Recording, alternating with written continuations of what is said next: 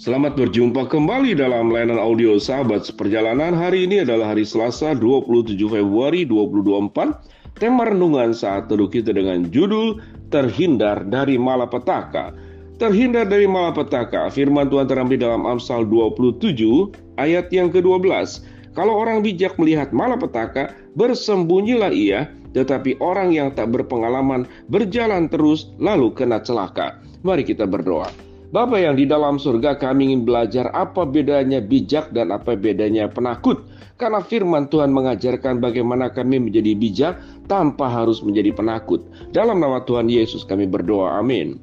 Shalom sahabat seperjalanan yang dikasihi Tuhan, menjadi bijak dan menjadi penakut, dua hal berbeda. Tentu yang namanya penakut itu sesuatu yang keliru, tetapi yang namanya takut adalah sesuatu yang sangat wajar. Tatkala kita melihat api, kita takut, lalu kemudian kita menghindar, itu wajar. Tetapi penakut adalah tatkala sesuatu yang sesungguhnya bukan memang punya alasan untuk ditakutkan, dia menjadi ketakutan. Itu yang disebut dengan penakut. Misalkan berjalan di tempat gelap yang memang sesungguhnya tidak punya masalah tertentu, hanya masalah gelap, dia takut. Ada yang takut kemudian menghadapi sesuatu yang sifatnya itu mendengar suara-suara tertentu yang sifatnya biasa saja. Tapi yang bersangkutan berhalusinasi, jangan-jangan ada hantu, jangan-jangan ada apa, itu penakut. Penakut adalah sebuah sikap yang memang tidak dibenarkan. Sebuah sikap yang menunjukkan dia tidak beriman. Penakut menunjukkan sebuah sikap bahwa dia orang yang tidak bisa diandalkan. Dia tidak bisa dipercaya. Dia tidak bisa menjadi orang yang bertanggung jawab.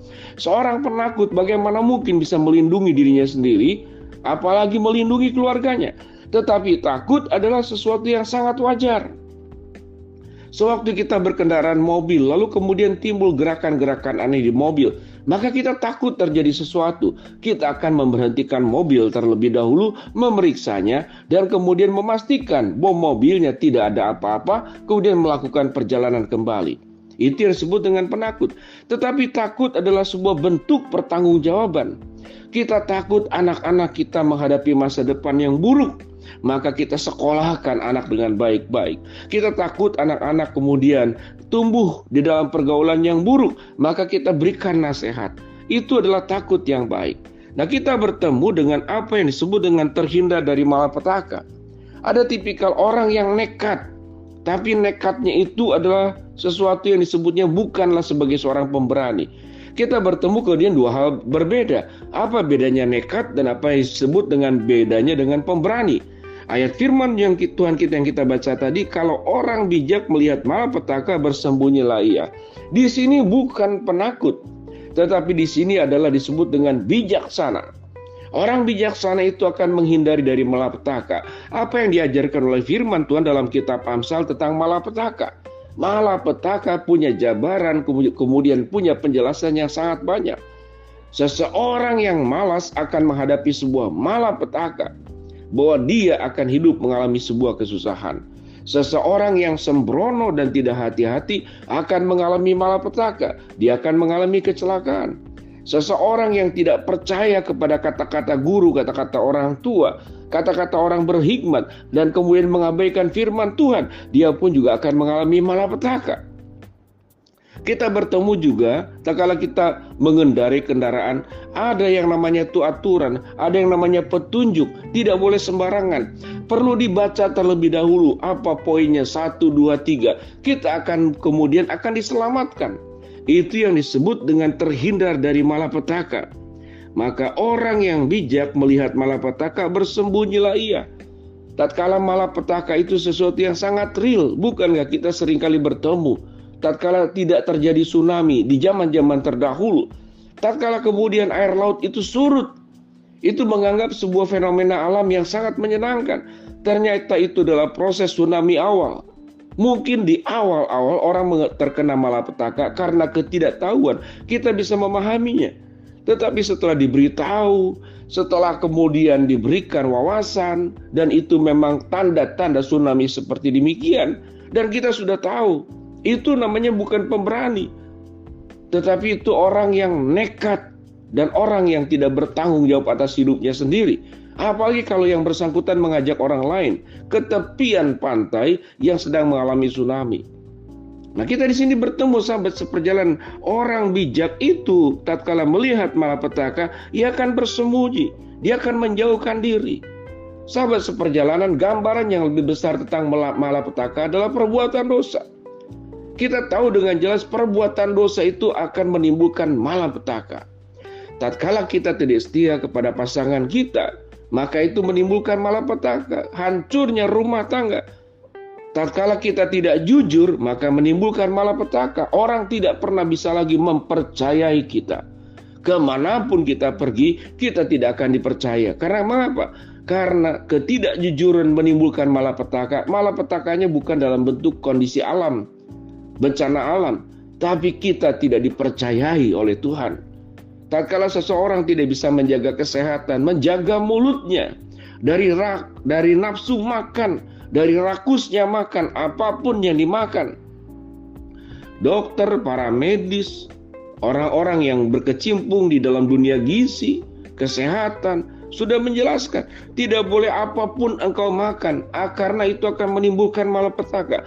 Apa yang terjadi sewaktu kita tidak bisa menahan hawa nafsu makan secara berlebihan? Timbullah berbagai macam penyakit. Dan tidak heran kemudian banyak yang masih usia muda meninggal. Dulu saya berpikir bahwa diabetes, darah tinggi itu urusannya orang tua lansia. Tetapi semakin kesini banyak anak-anak muda yang mengalami penyakit yang sesungguhnya itu terjadi biasanya pada orang-orang tua. Tapi terjadi kepada anak-anak yang masih muda. Mengapa? Karena dia tidak pernah mau belajar bagaimana menghindari malapetaka dengan menjaga hidup baik-baik. Dengan demikian sahabat seperjalanan, berbicara tentang malapetaka, ini adalah sebuah pertanyaan yang ditujukan kepada kita. Apakah kita akan menghindar dari malapetaka dengan menjaga hidup baik-baik? Sebuah perkataan mengatakan mulutmu harimaumu. Ada orang yang dibunuh karena masalah cara berbicara yang tidak benar. Cara berbicara yang seenaknya dibunuh oleh orang lain. Pertengkaran karena malapetaka timbul karena kata-kata. Dengan demikian sahabat seperjalanan, firman Tuhan berkata, kalau orang bijak melihat malapetaka, bersembunyilah ia. Tetapi orang yang tak berpengalaman berjalan terus, lalu kena celaka. Ayat ini luar biasa. Sahabat seperjalanan, siapa yang bisa menyelamatkan hidup kita?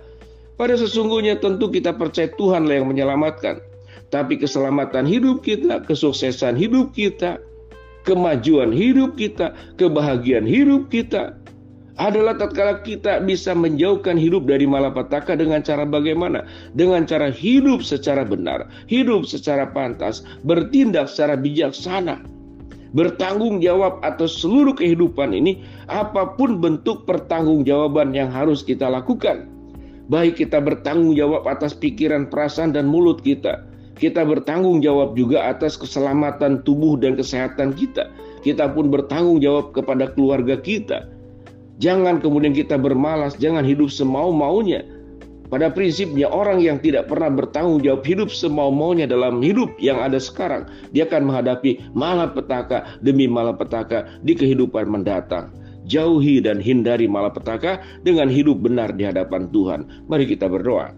Bapa dalam surga, terima kasih buat kebenaran firman Allah yang sudah kami pelajari hari ini. Biarlah kami menjadi pribadi-pribadi yang terhindar dari malapetaka. Hamba-Mu berdoa buat sahabat seperjalanan yang sakit, Tuhan jamah sembuhkan. Sahabat seperjalanan yang sedang menghadapi masalah, Tuhan bukakan jalan. Sahabat seperjalanan yang sedang berdoa mengharapkan sesuatu, Tuhan kabulkan dengan cara dan waktunya Tuhan. Di dalam nama Tuhan Yesus kami berdoa. Amin.